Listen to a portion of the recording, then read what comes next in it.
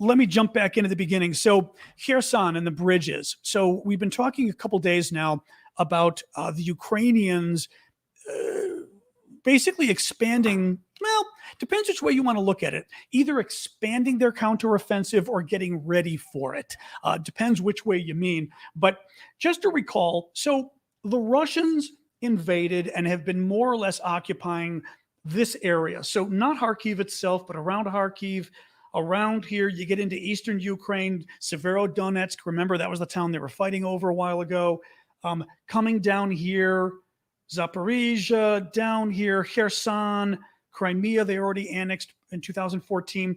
And the town of Kherson, which is north of the river, and some of this area north of the river, they've got too. But most of what they've got is actually south of the river here and then continuing over here, okay?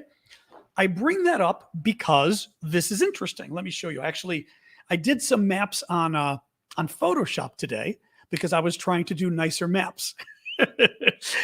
Before I was accused of having Donald Trump maps. So because I admit I did have a map that I drew with a thing on and it looked pretty bad. So let's start with this, okay? I'm going to start with a map of Ukraine. Here we go. And the Dnipro River. So this is a Google Maps of Ukraine. Google Maps, for some reason I don't understand, does a really bad job with outlining countries so you can see them. Now, for you guys, that is Ukraine, and you can see the yellow line down the middle is the Dnipro River, and to the east is eastern Ukraine, so to speak. To the west is western Ukraine, more or less. It's important because the river kind of splits the country in two, showing you guys as well. All right, so there you go, the river. Most of the Russian troops and the fighting has been east of the river, actually very far east of the river, okay? But when you get down to Dnipro, which is to Kherson, which the city is very close to the red dot, okay? The red dot is very close to the town of Kherson. Kherson is north of the river. Now, it's occupied by the Russians, and this gets interesting because if you're the Ukrainians and you want to take back the Kherson region, okay, the whole region is here, but Kherson, the town, which is super strategically important, is right here north of the river. So what do? Well, if most of Russia's troops are south of the river and the lead city is north of the river, well, you want to cut off the river, right? That's why the Ukrainians have been blowing up those bridges or attacking them at least the last week. Now, I think I've got one more Zoom picture to show you a little better. Yeah, it's not bad, just to show you. So again, just a little bit of a zoom. You'll see the red is the Antonovsky, if I pronounce it correctly, bridge, which is the one they went after again yesterday. The town of Kherson, you'll see, is north of the river. And again, most of the troops are south of the river. So that red dot is the Antonovsky bridge. That's the bridge the Russians have been hitting a lot. Ukrainians have been hitting a lot. They hit again last night. And the town of Kherson itself is north of the river. So the Ukrainians have basically cut that town off from the rest of Russian troops. It's occupied by Russian troops. The 49th Army of Russia is also in that area, holding down the area.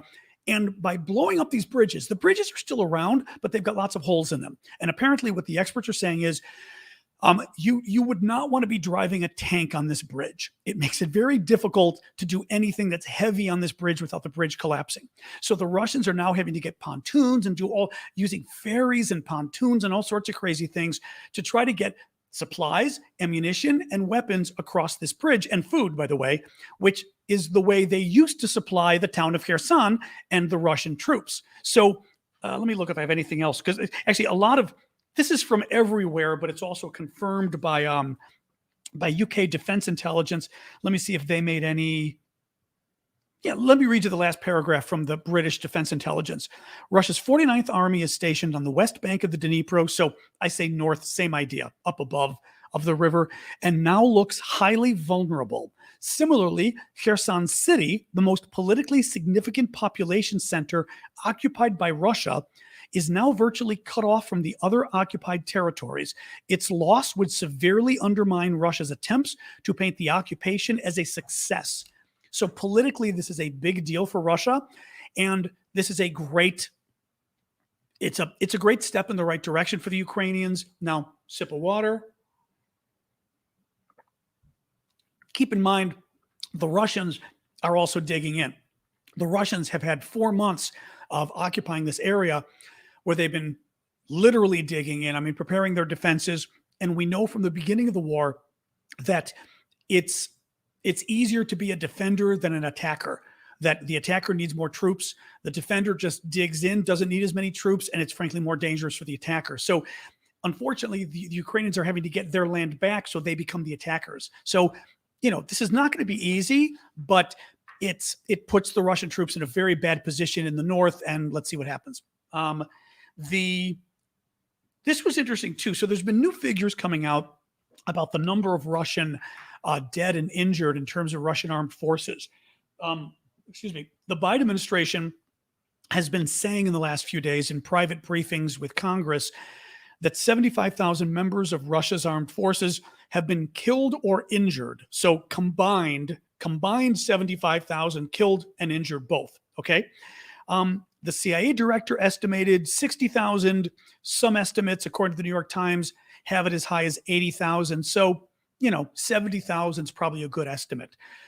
The Times goes on to say, if the Biden administration's current estimate is accurate, it represents a staggering toll. Estimates of the number of Russian forces in Ukraine ranged as high as 150,000 in the spring, meaning that roughly half that could be out of action. Pentagon officials have said that losing just 10% of a military force, including both those killed and injured, renders a single unit unable to carry out combat-related tasks. Such losses also affect morale and cohesion. So they're saying if you lose 10% of your forces in a particular unit, that unit can't operate effectively. We're talking about the Russians having lost potentially half of the troops that they brought in initially. Now, a lot of them are injured and not dead, but they're still gone. I mean, they can't use them. So very interesting. Anyway, it's another good update as far as what's going on. Let me see. Cassie talking about the bridges. If Ukraine advances on the Russians past that bridge, could they be flanked by Russians in Crimea?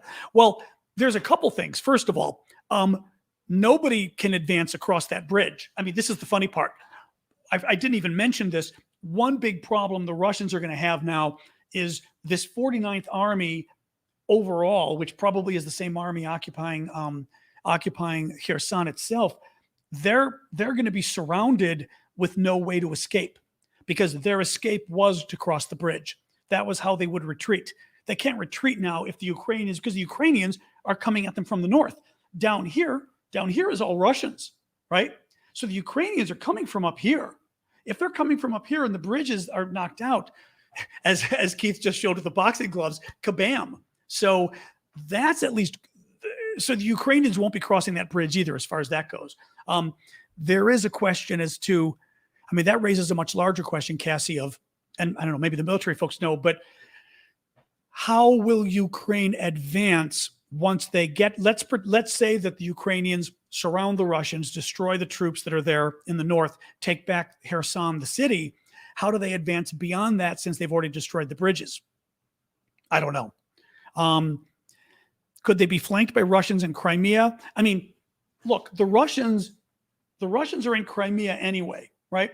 So if the Ukrainians are coming into here, the Ukrainians know by coming into here, they're going to be fighting. I mean, this is all Russia. This is all Russia. So you're still going to have Russian troops and supplies coming from both sides. We also know in the last couple of weeks, especially, the Russians have reportedly been bringing in a lot of troops and supplies from the east because they finally figured out what the Ukrainians were doing, and they went, holy crap. So they've been moving a lot of forces in because they don't want the Ukrainians to get Kherson back. So, do they have to worry about Crimea? Sure. Thank you, Lucian. That was nice of you. Let me see what else we got. Oh, this was good news too. So, Institute for the Study of War. It's funny, my voice is being very bad today. I even had hot tea and it didn't matter. I'm going to get some hot water actually instead, see if that helps. The voice, someday my voice will get better. Hopefully. Hot water. Actually, I'll put it in my thermos, even better. All right.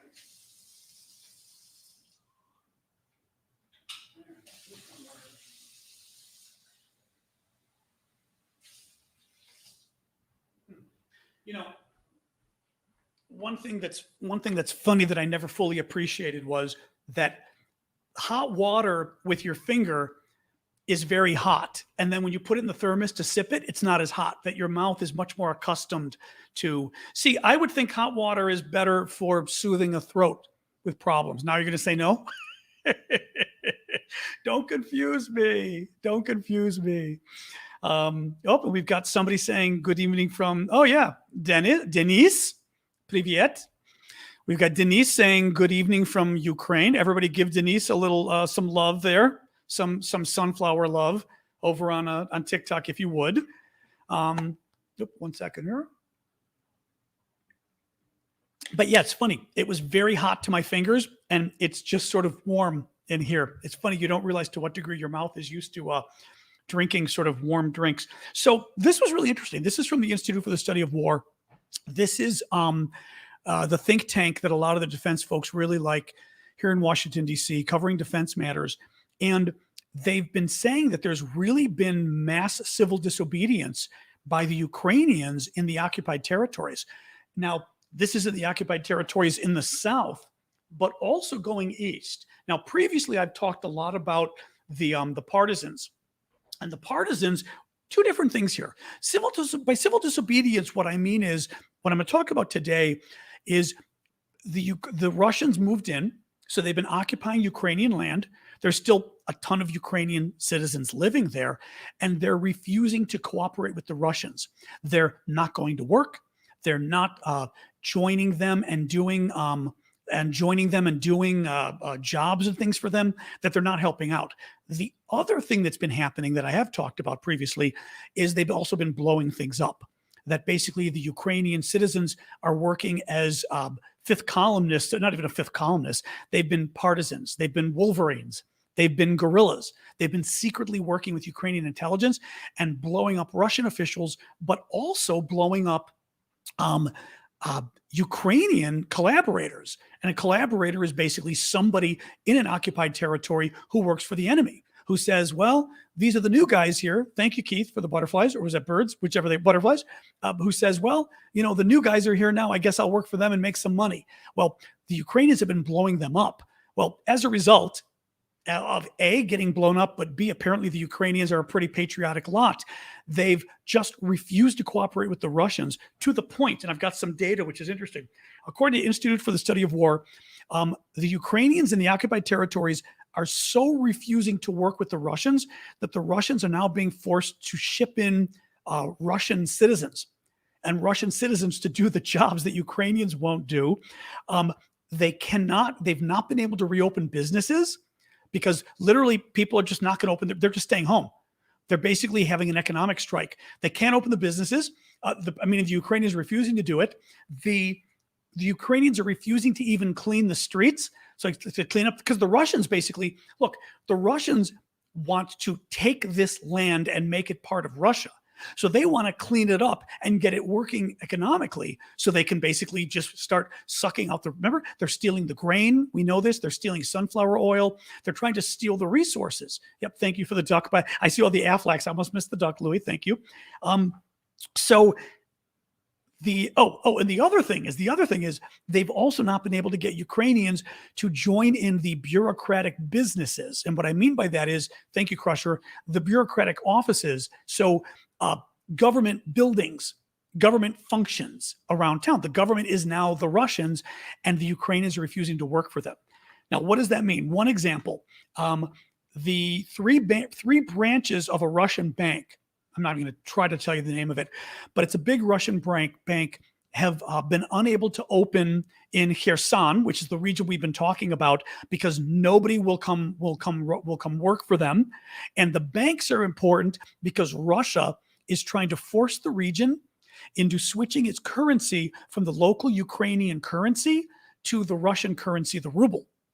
And if the banks aren't open, they can't do that. So actually, it's causing a problem with Russia's ongoing effort to turn these things into Russia, basically. The second problem they're having in Luhansk, which is way over this is interesting, actually. The fact that it's happening here in Kherson And it's happening here in Luhansk as well. Okay. Luhansk is the region that the Russians pretty much just took over. Thank you, Grandma, for the confetti. That the Russians just took over. Remember when they took over Severodonetsk? They've got, maybe 98% of the region they control now. Well, they don't have enough medical personnel. The local, doctors, nurses, physicians, assistants, again, are refusing to work for the Russians. So they're having to ship in Russian doctors and medical people from Novosibirsk and Volgograd, and they're rotating them through because the Ukrainians won't do the work. So it's good. I mean, it's good news. And frankly, it's, again, the reason I bring it up also because it shows, and actually I remember saying this was something we talked about at the beginning of the war, which was one of the problems Russia was going to have was when they take over these areas, they've got to run them. And all of a sudden they've got to run a government. And how do you run a government when you're used to being a military? Well, it gets even harder when you've got local citizens that are refusing to even, that are refusing to play ball. Now, let me just look here really quick at what Facebook was filtering my live. That's nice. Oh, that's weird. Okay. It's reported by the BBC that the Russian youth citizens are turning against Ukraine and their propaganda machine. Not surprised. Sorry, just see what else here. That's a really good question. I don't know. I mean, it's funny. Well, wait, Harry's saying it's another more subtle way in which the Russians are attempting to ethnically destroy Ukraine. I'm not sure what you were referring to, if you meant the using the currency or whatever. But yeah, they're doing it in a number of different ways, trying to just de-Ukrainize the area. Now, PB&J raises a good point, and I don't know what you do about this. He says that when Ukraine takes back the land, how will they get rid of the Russian citizens that have been brought in? That's a really good question. I don't know what you do in that case, because you've got Crimea even worse. I thought, somebody correct me if I'm wrong, I thought I read that the Russians brought in like 700,000 Russians into Crimea. Now, remember again, Crimea is this Ukrainian territory in the south, this peninsula right here. I don't know if you would call it a peninsula. This appendage right here. I guess it is a peninsula. And the Russians invaded in 2014 and stole it. Well, from what I read, they brought in like 700,000 Russians. What do you do if you win it back? I mean, frankly, maybe you do evict them, to be honest. I mean, I don't know what you do. The problem is, how do you physically evict them? I will say this, though. Somebody comes and takes my land and they bring in new people. I force those people out. And you know what? You use the Wolverines to force them out if you have to. I don't want to go into more details than that, but I'm suspecting the Ukrainians are pretty adept at knowing what to do with collaborators, so to speak. And those Russians are basically collaborators, in my view. They can become citizens, but the problem, I mean, Craig is saying the Russian population is still in Estonia and Latvia. They can become citizens. The problem is you're dealing with people here who literally are brought in by the Russians to occupy this land. I don't think they're ready to become Ukrainians just yet. And you've got 700,000 of them. I'd worry about them being fifth columnists at this point, but anyway, Russia is still clamping down. Big surprise on free press and dissent. I've got two stories about that. One sec. The first one is Russia's media watchdog has filed a lawsuit this week against the independent investigative news outlet Novaya Gazeta, seeking to shut down, and of course they will, shut down its website and print edition. Novaya Gazeta is one of the only really sort of free and independent media outlets still operating in Russia at this point. They received two warnings on March 24th and March 28th, claiming that they were declared, mind you, this is interesting, okay? We were talking in the US about, and I think we did a couple of years ago, about finally declaring Russia Today and those kind of guys as foreign agents, as basically being arms of the Russian government that were lobbying here, basically here as disinformation going after the American public. So they had to register as foreign agents. Well, the Russians are declaring as foreign agents their own Russian news outlets. That's what's so interesting about this, right? So the Russians on March 24th and March 29th told Novaya Gazeta that they are Russian agents and they would have to put a disclaimer on all of their news stories, on all of their websites, and all of their social media, telling people that this is, did it actually give a thing? It simply has to give a disclaimer that says, we are foreign agents working on behalf of a foreign power or some such thing. And of course, the paper refused to do it because they're not. They're Russian. So now the government's going to shut them down. Now, the other story, this one's a weird one. I say weird because the story itself isn't weird about what happened today, but the larger story is a little weird. This is about that woman. Excuse me. When you sip water, boy, when you sip water and it goes down the wrong pipe. So I can just add to the. It's bad enough. It's bad enough I can't speak. Now I'm going to choke to death too. Oh my God. Hello, somebody else from Ukraine. Hello, intelligent. Good to see you. Thank you. An inspired woman. Thank you. This is, oh God, a follow-on story of that woman, Marina Ovsyannikova. Now, she is, thank you, Constance, for the butterflies. She's the woman who went on Russian TV. Oh, yeah, now you're back, Nathan.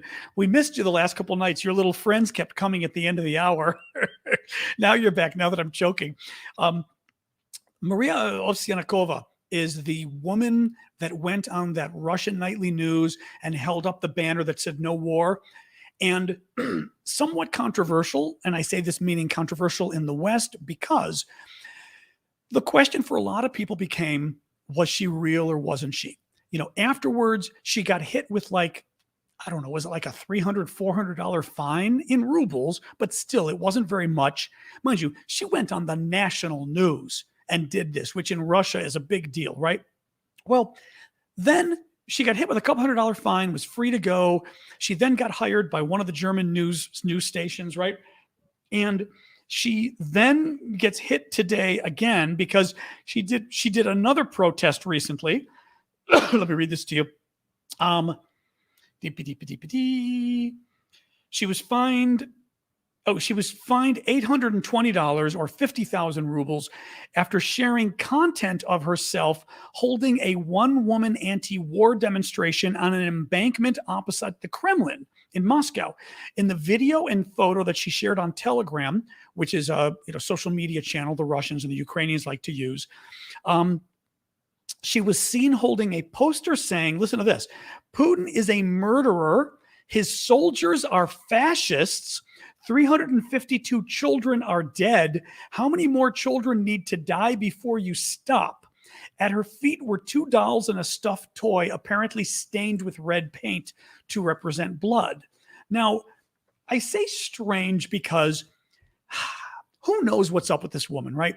A lot of us thought it was very strange that, let's face it, that she only got like a couple $100 in fines, okay? And now somebody from Kharkiv. Hey, Konstantin from Kharkiv. Thanks for joining us today. Everybody give Konstantin a little love on TikTok. It seemed a little weird.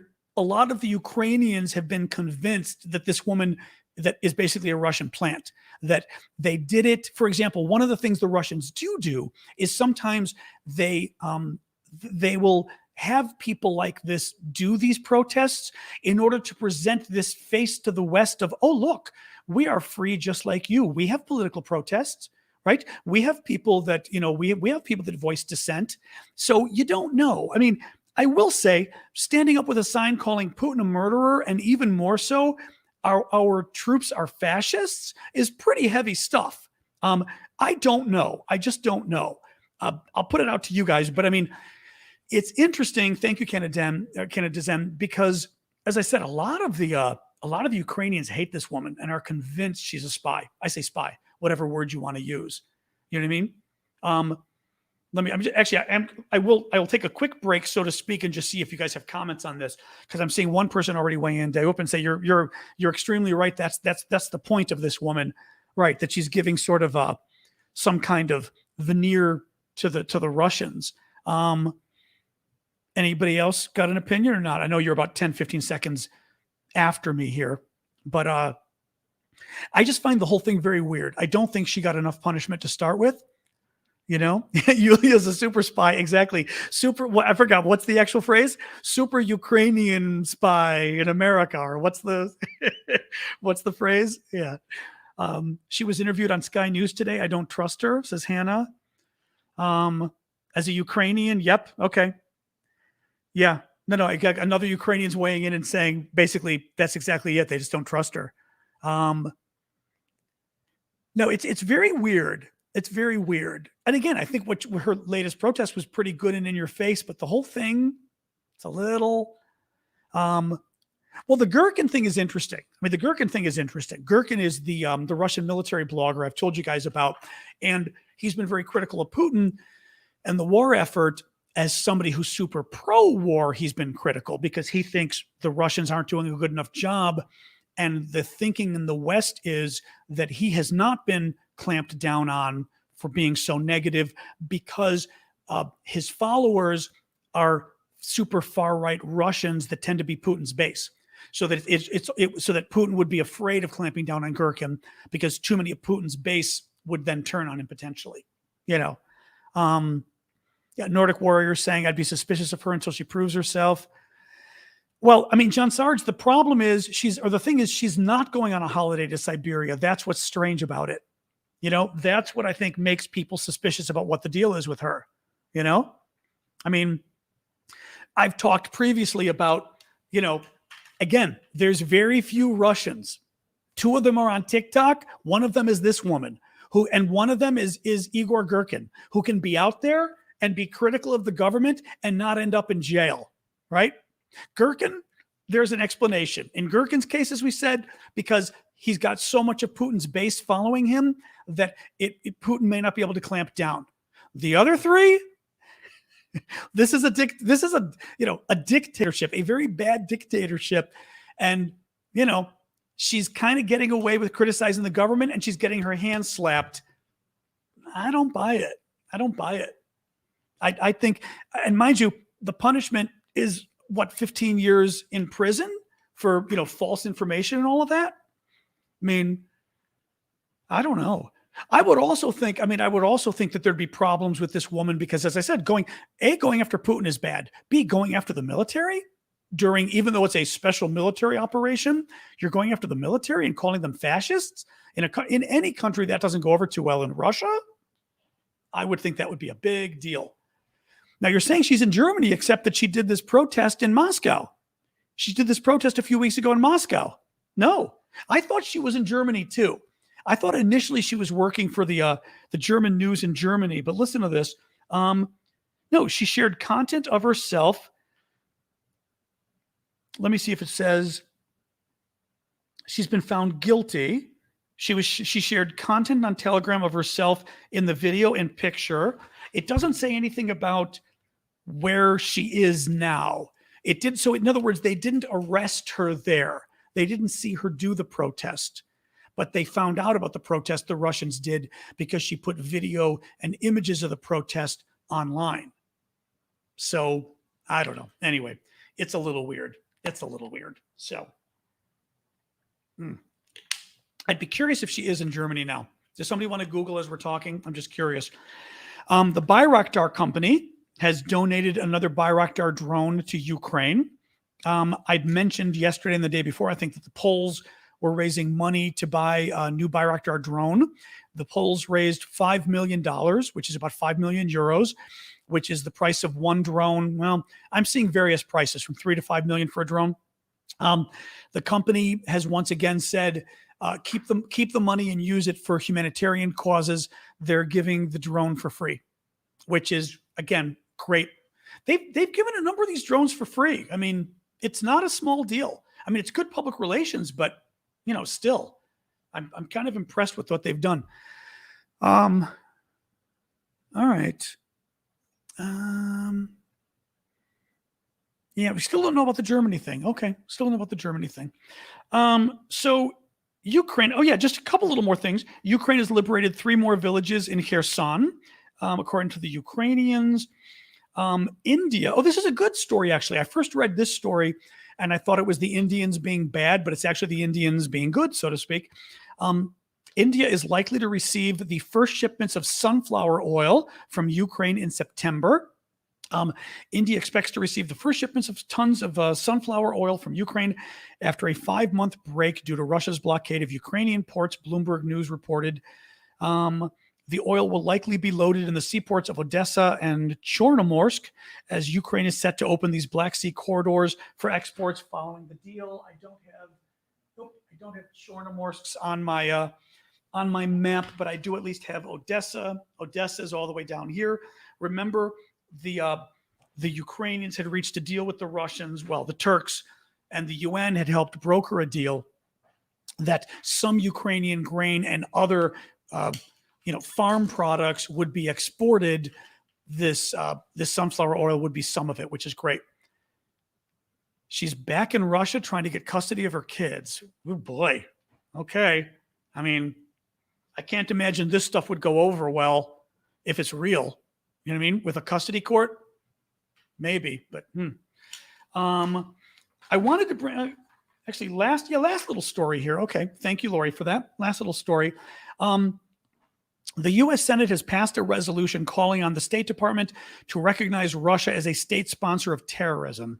I only bring it up because this is the kind of stuff that often makes news, and people sort of say, "Oh, that's great," blah blah blah.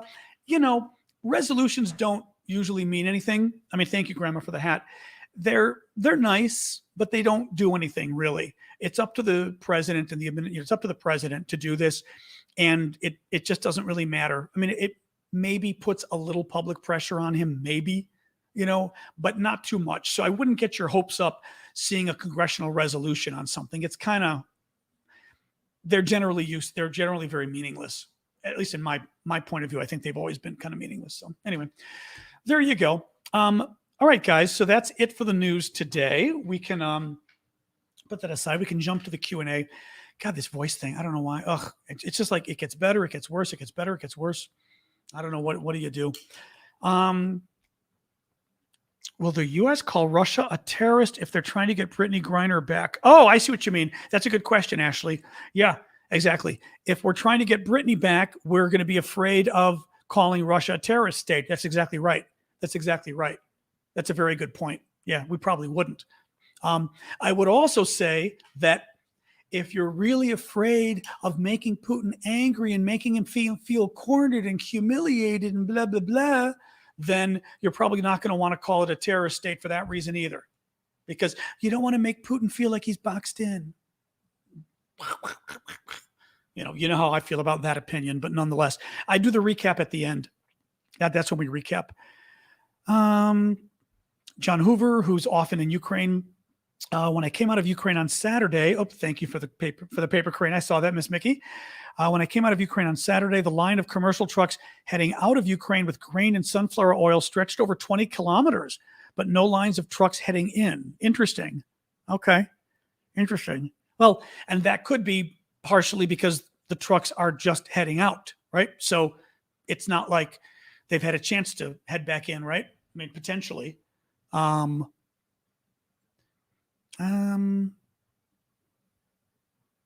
That's interesting. Elise is just weighing in a little more on what the terror designation does. Senator Blumenthal said today that the state sponsor of terror designation brings a level of secondary sanctions to countries who violate sanctions. I seem to recall too, and I'd read about this now 3-4 months ago, but that what it also does is it potentially opens the country up to lawsuits by families and things like this. It can potentially open up diplomats and government officials of the country to lawsuits. It can open up the country itself. It can make subject to those lawsuits the foreign money that we've seized. So Russian money that was seized in banks, for example, could then go for court judgments by people suing the Russian state for what it's doing to their country.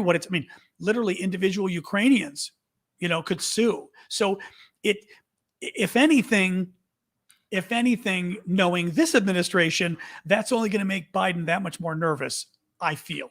right? He's going to be like, oh, that's a lot. That's a lot. Putin's going to get mad.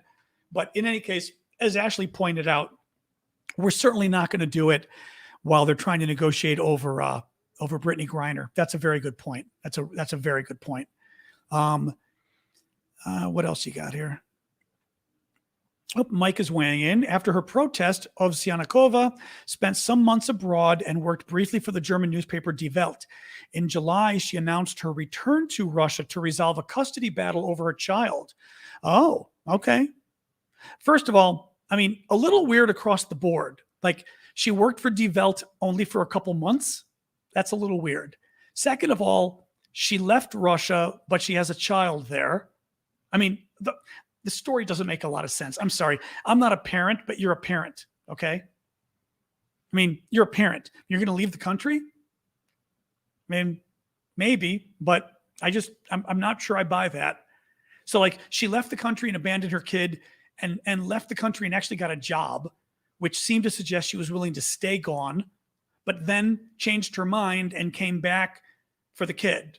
I mean, yeah, somebody's going Mom of the Year, Annette Lynn. Exactly. It's a little weird. It's a little weird.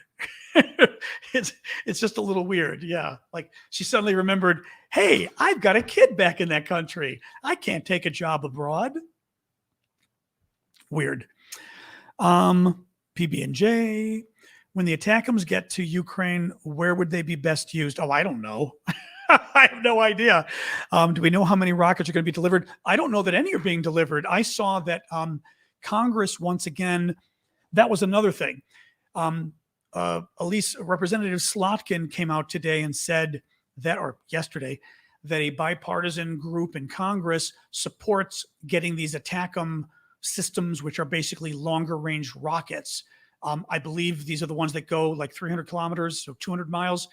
And that Republicans and Democrats both support getting them to Ukraine. But that was simply her saying that, you know, both Republicans and Democrats support doing it in the Congress. I didn't see anything about the administration actually doing it, right? I mean, there's nothing about that. Where would they be best used? Who knows? I mean, I have no idea. That any of the military folks here want to weigh in on that? Assuming that you can't use them to hit Russia, because I'd say hit Russia cities, but you can't do that. I mean, certainly you're going to be, I mean, what's interesting is you could be further back, because if you can hit 200 miles, you can be a lot farther back and still hit your target and hit the target effectively, which means these weapon systems are they're a lot harder for the Russians to hit. Belarus, yeah. Well, there was something like 24 something on the 15 or 25 rockets today that the Russians also fired from Belarus. So they are still doing that. What else we got here? Vecna. Yeah. Best use on rockets. And thanks, Kath, for the Galaxy. I didn't see that, Craig. That's funny. What else we got here? Tips. All right, let me look here. Let me look at the questions on TikTok. Man, that vaccine, though, I'm still actually tired today from the vaccine. It's crazy. I took a nap and everything, but it still got me like, woo, nasty. I mean, it's good, but 3-day monkeypox vaccine. I got it on Monday, and at least I don't feel sick today, but I'm still, actually, the other thing the vaccine did, the vaccine did give me a sore throat, and I'm wondering whether that's now, only exacerbating my voice problem, but what do you do? Oh, the things we do for vaccines. Not sure what that question means. Has America lost its place as a superpower? Seems like no one takes us seriously anymore, and we're always playing catch-up backtracking. I don't think that's true. I mean, it depends. I mean, a couple things there. I'd have to know exactly what you mean, like some examples. Clearly, in terms of, hang on a second. I always hate this when then I get to the next topic, and then people start adding interesting comments on the previous topic. Hold on. People were talking about what they could do. Raymond was saying they could hit airports in Crimea, ships in port. This is with the longer 200 mile rockets, right? 300-kilometer rockets. Airports in Crimea, ships in port. There's also the Kerch Bridge in Crimea, connecting Crimea to Russia. That would be a big deal. We've talked about that before. That's the bridge that's all the way down here. Right here is Russia. You just can't see it, but it's the bridge connecting Crimea to Russia. That would be huge. The Russian warships in the Black Sea, although I would imagine Russian warships in the Black Sea, you could hit if they were stationary, right? They'd have to be stationary. Otherwise, good luck hitting a warship with something like that, right? So they'd have to be at port or something. They have a bigger boom too. They held off on sending the land because they feared the Ukrainians. I know, but but Steve, that is why I think it's bullshit though. I mean, Steve is saying they held off on sending the longer range missiles because they feared Ukrainians stirring up a hornet's nest in Russia. Yeah. We were afraid Russia would get mad if we stopped their genocide. I mean, yeah, what are they going to do? But seriously, what's Russia going to do? Commit genocide in response? I mean, what were they going to do? There's nothing Russia could do. And for Biden stuff, I mean, unless there's there's not nothing. There's not nothing. The other thing Russia could do is Russia could cut off natural gas to Europe completely and do it now. I don't know whether Russia could afford to do it. Well, I think because gas price or oil prices spiked so much, maybe Russia could afford to do it. But that's the only thing I could think of that because the whole nuclear war thing's just stupid, Yeah, Russia's going to declare nuclear or going to launch a nuclear attack that's going to end up with us responding and destroying all of Russia. Well, okay, they're not doing that. So, what else? Heavily defended with anti-air defenses, but the question becomes, John Hoover was saying the Kerch Bridge is defended with anti-air defenses. We do know that at least the other Russian anti-air defenses have been ineffective against HIMARS. So the question becomes, is it effective against the ATACMS when it isn't effective against the rockets we're using with the HIMARS currently? Right? So I'm not sure. Don't know about other countries having long-range rockets, but obviously no one who's a coalition member is going to provide them unless the U.S. agrees.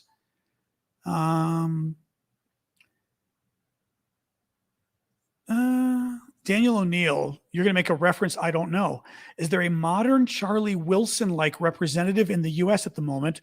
Or if not, who or what group in the U.S. is best supporting Ukraine? I don't know who Charlie Wilson is. Who's Charlie Wilson? I have no idea. Look at you. You're not even American. You're not even American and you know this better than I do. Who the hell is Charlie Wilson? Who or what group in the U.S. is best supporting Ukraine? I mean, the thing is, currently support is pretty strong. Is the movie Charlie Wilson's War? No idea. No idea. Thank you, Lori, for the hat. The thing is, support for the war has been pretty strong in the U.S. overall. So that's not been an issue, right? I mean, so it's not like it's not like we have a cheerleader. I do worry that Biden isn't a very good cheerleader for the war. Biden's not a very good cheerleader for anything. I mean, I'm saying that literally. I'm not saying that as a slight. He's just, he's not good at public speaking and stuff and being rah-rah. Typically he would be, we would need somebody who's a good speaker and who's president, frankly, to do it. And the problem becomes for Democrats, for example, if Biden's not going to do it, it's hard for anybody else to fit the bill. Individual members of Congress can do interviews, but it's not like Pelosi or certainly Kamala Harris, even worse. She can't do it because then she'd be overshadowing the president. So the fact that Biden is sort of physically incapable of being a good orator and on these kind of things means he kind of precludes everybody else, I think. So it's not great. Charlie Wilson, U.S. operative who set up supplying the Mujahideen in Afghanistan against the Russians. Didn't know that. Okay. Didn't know. But we're going to need that, though, if the Democrats lose control of the Congress, because at least in the House, the Republicans in the House are crazy. But when I say that, I mean they're kind of MAGA crazy. They're going to be with Trump, and Trump is anti-Ukraine because Trump is, well, variety of reasons. Trump is pro-Russia and pro-Putin, but Trump also hates Ukraine because he believes the conspiracy theories that Ukraine conspired with Hillary in 2016 to beat Trump and this kind of crazy stuff. And I'd like you to do me a favor, though, right? Zelensky refused to do the favor of helping. Zelensky refused to get involved in the U.S. election and basically dig up fake evidence for Trump to use against Biden. So Trump ain't no fan of Biden of Ukraine. So we're going to need that kind of advocacy, and we don't have it. And we don't have it from Biden. We have it from some Republicans, thank God. So that's good. You know, Mitch McConnell, who's the Republican leader in the Senate, the top Republican, he's been great on Ukraine. You know, some people like Lindsey Graham, who's a little Trump sycophant, but Lindsey Graham has been very good on it. Franny. The one thing, I'm going to try to find Franny's thing, but let me remind you, if you can, when I miss stuff, just repeat the question and it makes it easier. I'm going to look for Franny's now, but there it is. Okay, I see. Actually, Franny, I even had started, so I did see it, but we were in the middle of talking about something else. Sorry about that. Did you hear about North Korea is ready to use nukes against the U.S.? I saw that. I didn't see the exact quote. I just saw, bullshit, North Korea, bullshit. I just, like the Charlie Brown, wah, wah, wah, wah, like the adults talking in Charlie Brown. It's wah, wah, wah, wah, nuclear, wah, wah, wah, wah. He mentioned it today during a veteran speech. Who cares? I don't care. I mean, honestly, the thing is, North Korea is an ongoing threat. It doesn't matter what they say. He's crazy. I mean, and I will say, though, obviously the threat of North Korea is they're so, screwed up in the head. And this is the thing. I mean, I will say that does worry me about Russia to a degree, because it's like the stuff we hear out of the Russians. It's so out of left field that it's so bizarre that you're like, these guys are definitely coming from somewhere else, But yeah, I don't care. I think honestly, he's worried that we're not paying attention to him. Putin's the big bad. Putin's the one everyone's worried about, and no one's worrying about, little guy with the nukes in crazy land. I mean, obviously you worry about him. He's crazy. He literally is crazy, but I don't worry about, I mean, whatever. It's a temper tantrum. Exactly what Carol's saying. It's just, it does remind me of Putin in a way, like, or not Putin, but the Russians, the Russians are threatening nuclear war again, or the Russians are threatening, unspoken consequences. Dun, dun, dun. Big deal. What else we got here? What else?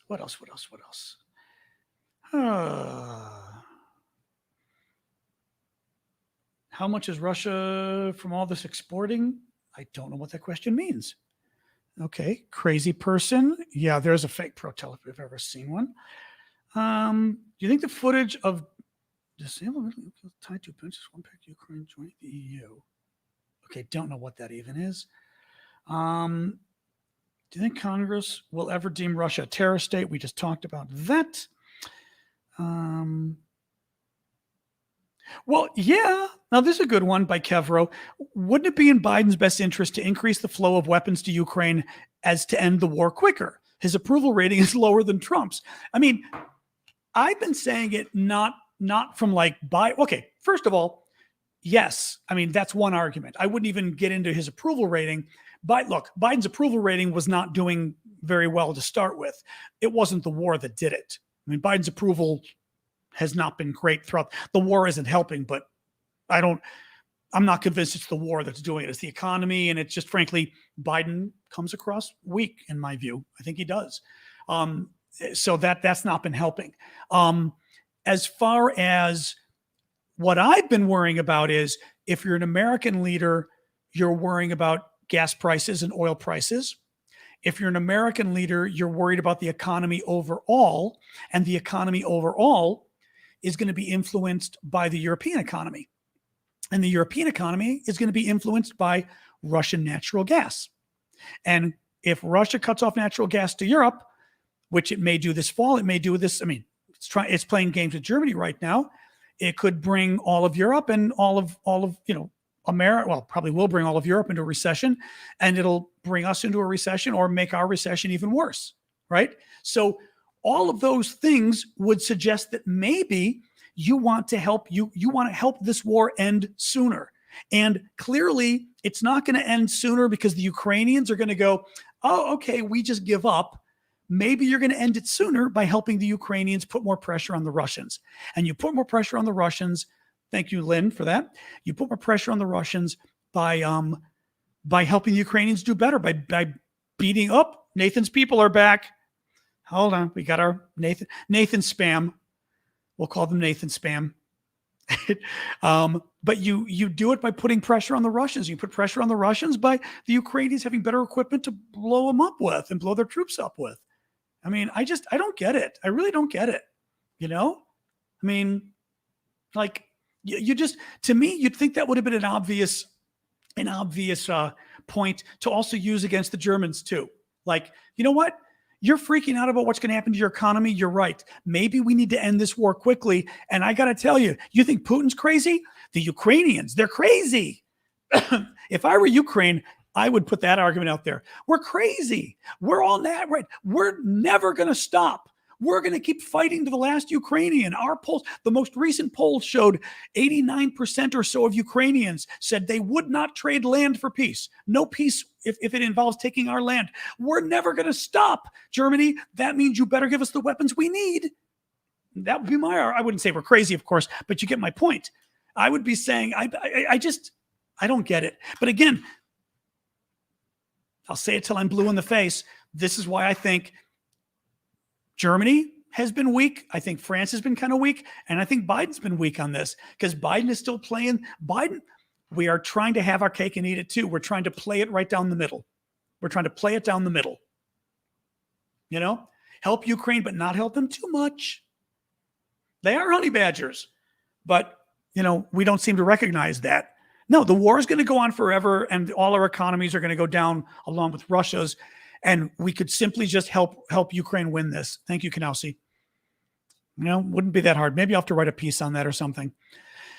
All right, see you, Tyson. Oh, thanks for joining us. Hope you're feeling well. All right, let me check the questions again. Q&A. I did see this. Yes. Blake is saying, did you see that the Hamburg, Germany is cutting hot water in government buildings and public spaces? Also, no more extra lighting like facades of buildings. Yes. I didn't bring it up only because it was only one. It's Hamburg. It was one town.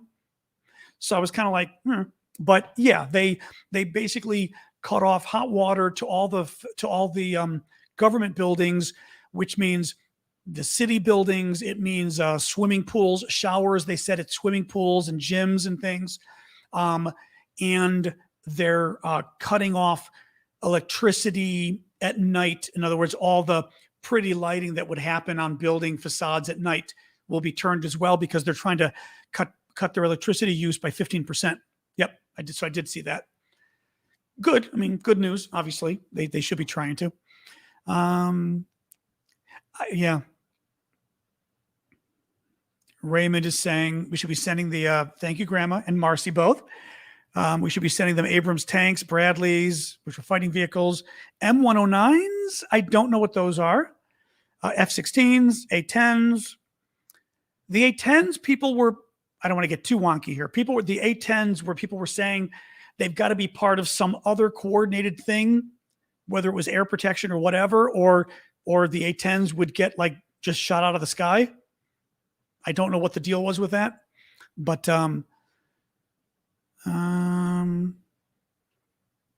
just see here.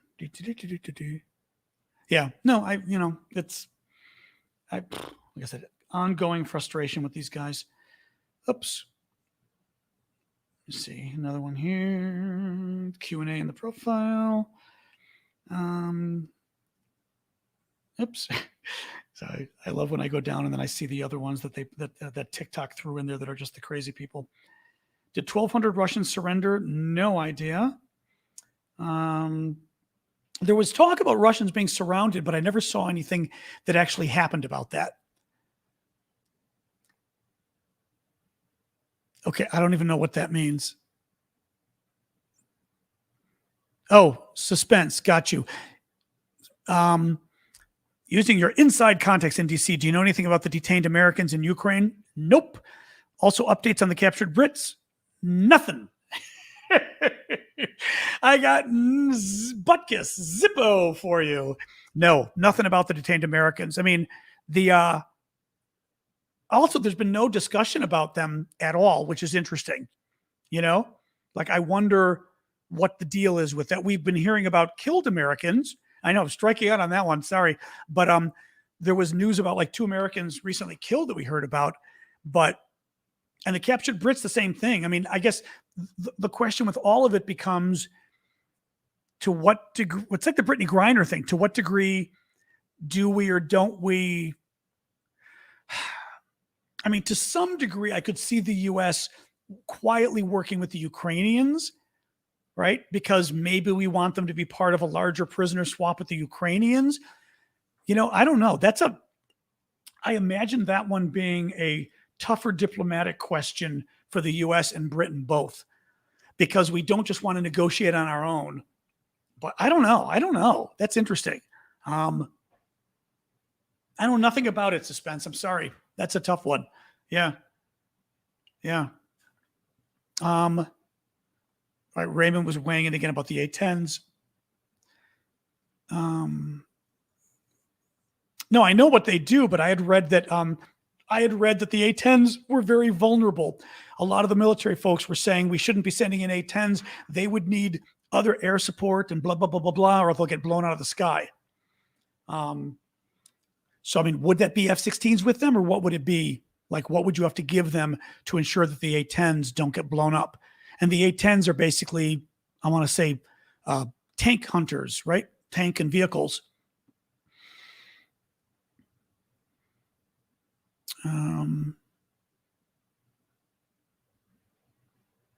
Oh, that's good. Mike has an update on the natural gas. Germany's imported natural gas was 55% Russian before 2022 and is now down to 26%. We're getting there. Well, that's good. That's good. Now, keep in mind that it's summertime. I don't know in the winter if that picks up or not. My partner is my dog. She's sleeping at the moment.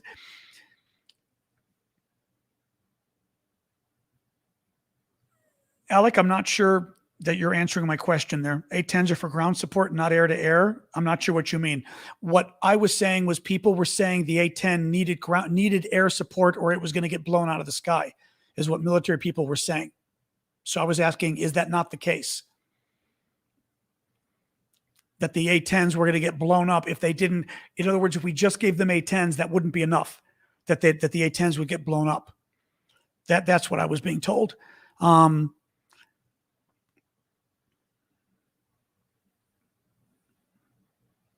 And they'd have to be trained. Now, part of the problem, which does become an issue too. And eventually, the more variety of weapons we give the Ukrainians, they're now having to learn each weapon, but also they have to learn how to fix it and how to repair it, how to keep it maintained. And the engineers have to do that, and they've got to have the parts to do it. And that's one of the things I was reading as time goes on. Having all of these different weapon systems come from all of the different NATO allies, you've got to have the parts to repair them all, and it can start to become a big logistical mess. So that's another thing. Okay, it's F-16 support. That was what I was wondering. Okay, there you go. That's what I was wondering. Yep. Oh, there you go. Okay, Alex, so you were agreeing with me. Right, the A-10s need F-16s as air support since the A-10s can't fly air to air. Exactly. There you go. Right. Okay.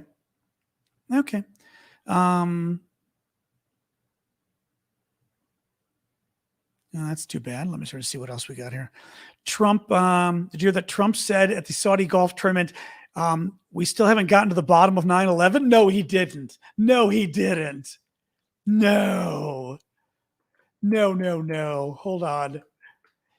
Oh God, I'm so tired of him. I'm just tired of him. Oh God. He did not. He did. Oh God. Yeah. So Trump today held a golf tournament sponsored by the Saudi government, which, you know, whatever. Um, when asked to respond to harsh criticism from families of September 11th victims who are urging Americans to protest the Saudi backed Live Golf tournament, Trump suggested there was still uncertainty surrounding the attacks. Well, nobody's gotten to the bottom of 9/11, unfortunately, and they should have. Oh, God. I mean, he's just, oh, God. I mean, oh, God. He's such an asshole. He's such an asshole. I mean, the thing, he's a lot. What worries me is this is how it started last time. He sucks the news cycle. He just sucks the news out of everything. Everybody covers him and he gets more and more attention. And this is how it happens. He says stupid things and now Fox News is going to come and start defending him. And which means Republicans are going to start to believe it's not even a feedback loop. Trump says something stupid and then the Republicans all have to defend him. So now we're going to start exonerating Saudi Arabia for 9/11 because we're going to say, well, the Saudis, nobody knows if any Saudis were involved, right? I mean, it's what's going to happen. Yeah. This is what happened. Again, COVID too. Trump started saying stupid stuff about COVID. So all of a sudden, every Republican had to be a COVID denier because Trump was saying the stupid stuff,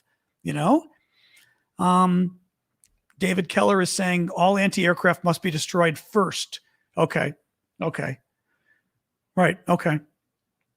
And that would be giving them the other. Well, so the point there would be we would have to give the Ukrainians the kind of aircraft they need for, I always forget, air supremacy versus air superiority. I don't know the difference. You military folks do, but basically we have to give the Ukrainians enough equipment that they could control their own airspace, which includes blowing up anti-aircraft missiles and things like that.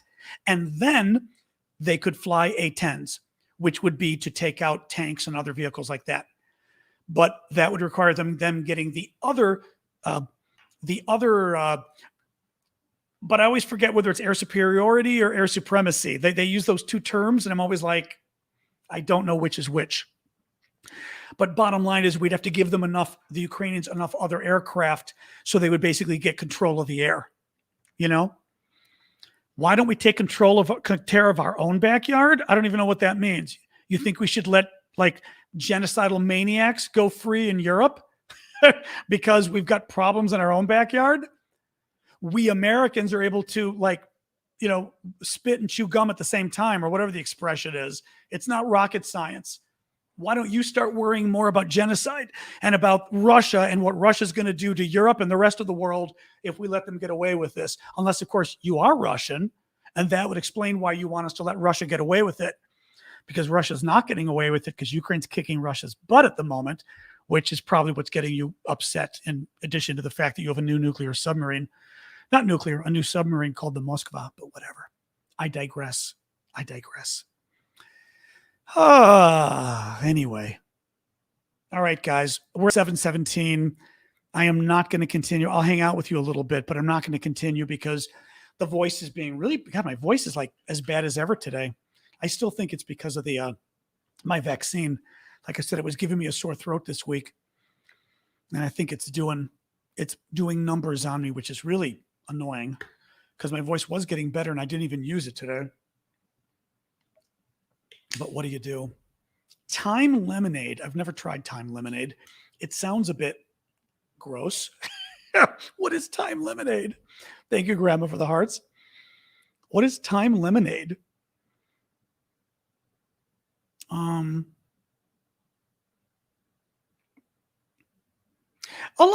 George Bush, a lot of people on the left still are not thrilled about George Bush. And they actually got upset about the fact that, people like Ellen and others were kind of embracing him. So it did become kind of a point of contention on the left. But yeah, I'm going live tomorrow, assuming I've got a voice. But lemon and honey. I'm not drinking. I'm just drinking hot water now. But in my tea, yeah, I made tea earlier. I actually made tea an hour ago. Thank you, Blythe. I had tea like an hour before the show. I had tea with honey in it. Did absolutely nothing. If anything, I think my voice got worse. Oh.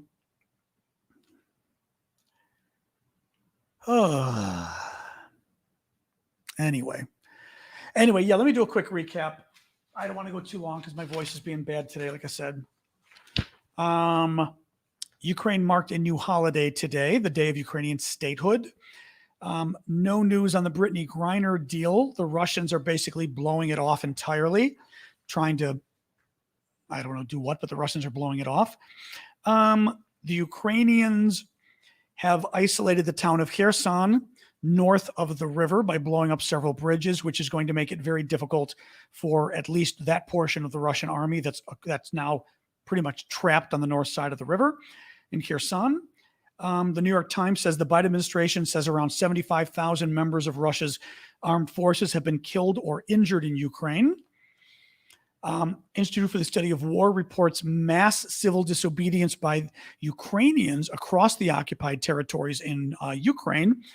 They're refusing to work for the Russians, and the Russians have now had to ship in their own citizens to make up for that. The Russians continue to clamp down on the free press.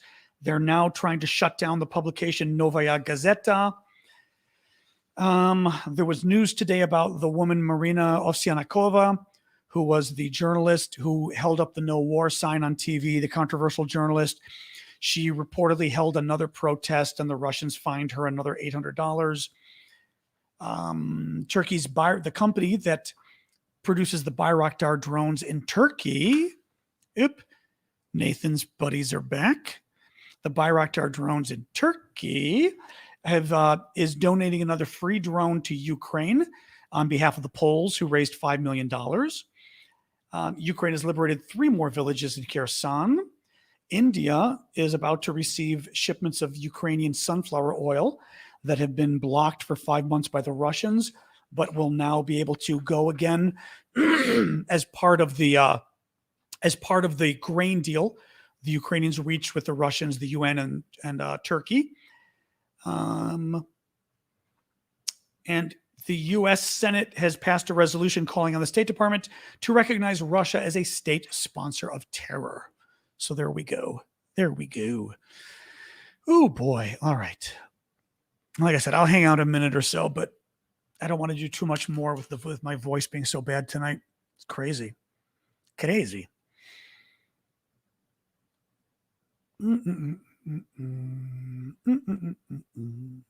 What else we got here?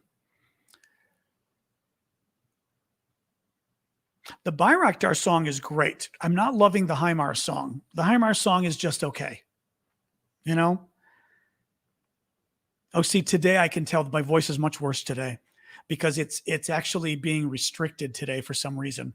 I can tell it's just like, I do have, I can make some chicken broth. That's what I'm going to do. I forgot I've got, by the way, the best bouillon you can ever buy is Better Than Bouillon. To die for bouillon. It's not too salty. I mean, you can buy a low salt version, but what I like about it is it's delicious. I mean, you can buy you can use Better Than Bouillon, and it's funny because it's soft, it's wet, it's soft bouillon, so to speak. And it's like a teaspoon, I think, to a cup of water, and it makes delicious soup on its own. So like this stuff just to make soup in hot water is delicious. Well, I mean, chicken-based, sure. If you got a chicken around, I'm with you on the chicken-based, Auntie Deb. But it is the only bouillon I found that has been actually really delicious. It kind of blows my mind. Anchovies, funny. I don't know propolis. I don't know that. Garlic, yeah. The thing is, I've developed sort of an allergy to garlic, so I can't. I love garlic, but I've got to be careful how much I eat. It makes me itchy.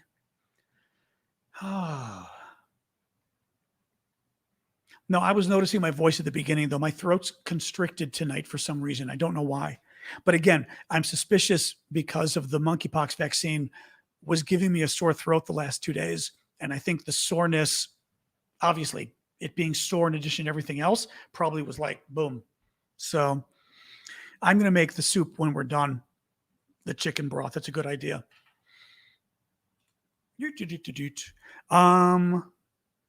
Oh, actually, the last thing I was going to say. So moderators, to start with, I entered in the Facebook chat for the moderators.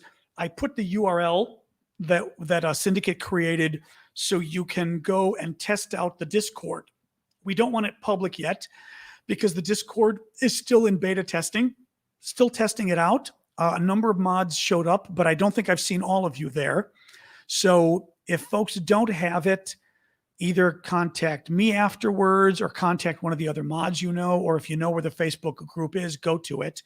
But I put the link in there, and I know a number of folks already did, but I don't want to share it publicly here because obviously this is still meant to be for just a small group of people because it's not public yet. But I'd like folks to go and use it, but also to give me feedback. For example, there's a public area and a private area. The private area is for people who are $5 a month or more members, right? The public area is for everybody. And I've got most of the conversation in the public area because I thought for starters, that makes sense. You know what I mean? I wouldn't want to put it all in private, but do you feel like there's enough stuff in the public versus the private? Does the private need more? In Discord, exactly. Do the different channels? I mean, Discord uses funny terms that I don't like, but channels, which basically means the different folders, have I set up the right ones? Should I have different, like we've set up pets and TV and things like that. Actually, somebody had mentioned recipes, which I've got to remember to tell Syndicate, or if he's here tonight, we should definitely set up a recipe one because clearly we love talking food or food and recipes, whatever, right? So we could do that. But I'm trying to think like, are there other categories we should have? OnlyFans. My OnlyFans isn't $5. When I have OnlyFans, it's going to be a lot more than that, Nathan. I'm going to be able to retire off of your subscription alone. so there. Keep hydrated. Vocal cords are the last thing to get hydrated. Okay. Lemon ginger. I'll have to buy more ginger. I'd made some ginger tea, but it was bothering my stomach a little bit, actually. I think I made it too strong. In any case, go and check it out if you would. Well, I had a Sasha category initially, but then I kind of made it Sasha and pets. Anyway, I want you guys to go and look.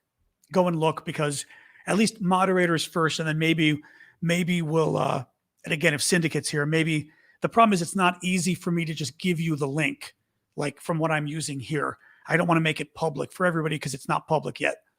But I just would like some feedback on the substance too and say, yeah, like I might do these categories or maybe, I don't know. Anyway, what I'm doing for a living right now is this. I need to be doing more because this isn't enough by far. Not even close. So that's why I'm starting the Discord and we'll see what else. But yeah, I'm going to go now, guys. Yeah, because the voice is just being really bad. So let me go. In principle, we'll do tomorrow again, 6:00. Unless my voice is doing this, maybe I'll cancel, but we'll see. If I feel like the voice is being good, we'll do tomorrow at 6 p.m. Eastern. All right. But I will definitely throat coat, a tea people at the theater love. Okay, I'll write it down. Well, I'll make, like I said, I'm going to make throat coat.